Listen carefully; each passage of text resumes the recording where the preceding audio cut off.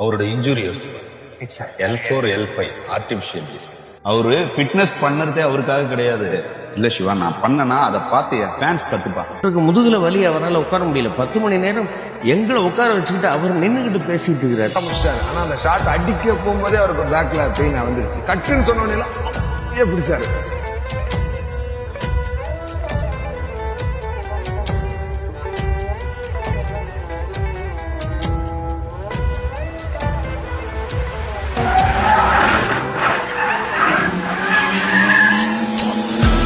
செத்து படைச்ச